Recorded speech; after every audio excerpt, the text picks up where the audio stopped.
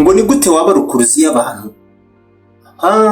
Sinzi niba byarakubayeho, ariko niba warigeze wibaza niba abantu bagukunda, icyo kibazo ukifata ukakibaza.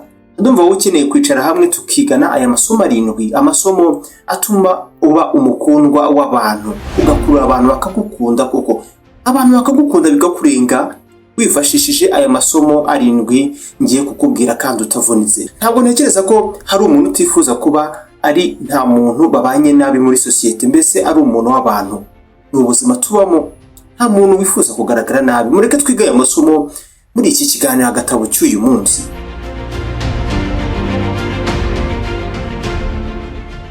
Ubuzima tubamo buragoye, kandi uko bugenda bucya burushaho gukomera no kuba amayobera akaze. Ucunze nabi ntiwamenya aho watakariye. Umva amasomo y'ingenzi twungukira mu kiganiro agatabo, amasomo yagufasha mu buzima. Inkuru ngiye kugusomera ivuga ko kugira ube rukuruzi y'abantu ngo jya wirinda kuvugagura amagambo menshi atagira ibikorwa. Ibyo uvuze jya ubikora, isezerano ryawe riba ari iryo ngiryo, ari isezerano nyine. Ngo abantu uko uvuga amagambo udakurikiza ibikorwa byayo, niko barushaho kugutakariza icyizere. Ugerageza gufata abantu uko wowe wumva bakwifuje, cyangwa se wakifuje ko bo bagufata iyo uri mu mwanya wabo. Waba wifuza cyangwa se waba warifuzaga ko bagufata cyangwa se bagufata muri icyo gihe gute.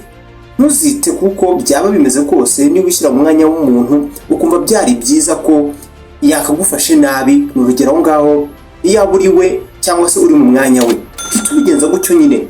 Icyo kintu kiba ari icyanyacyo, ngira ngo murabyumva. Mujye witondera ba bantu batiyubaha bo ubwabo, bamwe bazi ko bari hasi no mu kwigirira icyizere kwabo ukumva biri hasi. Abangaba ngo ujye umenya ko ugomba kubagenzura, bizagufasha kubana n'abantu neza. Kwirinda impaka zango turwane, jya wirinda guta umwanya uburana n'abantu. Bavuga ko 99% by'impaka zose zirangira buri wese mu baburanaga azi ko ari we wari uri mukuri watsinze. Mbese uzabicunge neza nawe. Inyinshi zirangira umwe muri mwe avuze ati emera ibyawe nanjye ndeke nemera ibyanjye, ndeka nemera ibyanjye. Nyamara narababwiye ngo iki kiganiro agatabo cyaziye igihe. Niba hari umuntu ukunda y'umusangiza iki kiganiro, ukorera share rwose duterane imbere. Ngira ngo murabizi ko iki kiganiro ari ingenzi. Ibi ni ibintu wakora abantu bakagukunda, abantu bakakubaha, bakakubaho nk'inda ku mutindi. Nuko guko bajye batebya ngo nta kibazo kiri mu gukora amakosa. Niko igitabo kikomeza kivuga. Abantu ni abantu, kandi abantu bakora amakosa. Ngo burya ntibizatume wumva uri umuntu cyangwa se uri wa muntu uri hasi, mbese utarenze, ngo nuko ukora amakosa. Ikosa riba ari ikibazo iyo uhora ubisubiramo, ngo ubundi aba ari isomo ry'ubuzima mu busanzwe. Ukibaho ubana n'abantu ubundi baguteza imbere, bamwe muhuje ibitekerezo ndetse n'iterambere n'ibindi. Ibi bituma uhora uri kumwe n'aba bantu bagukunda, bagutera imbaraga kandi bagushyigikira, bakakwishimira.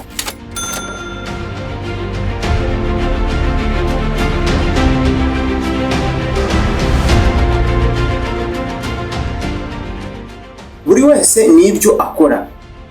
Ibyo ukora uyu munsi nibyo bizarema uwo uzaba uri we ejo hazaza. Jya uba inyangamugayo kuri wowe, kuko uri ibyo ukora, ntabwo uri ibyo uvuga ko uzakora. Ibyo kandi ukoreye no ku bantu. Jya ufata iya mbere rero. Yari amasomo 7 rwose yagufasha ko abantu bakagukunda cyangwa se bagukunda.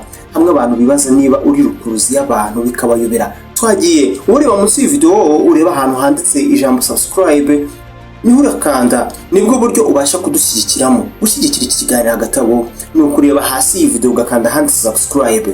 Ubutumwa buri uko dushyizeho video nshyashya uzajya uhita ubona kuri telefone yawe. Nitwa Mugisha, ntuzacike ubutaha mu kindi kiganiro. Naho ubutaha.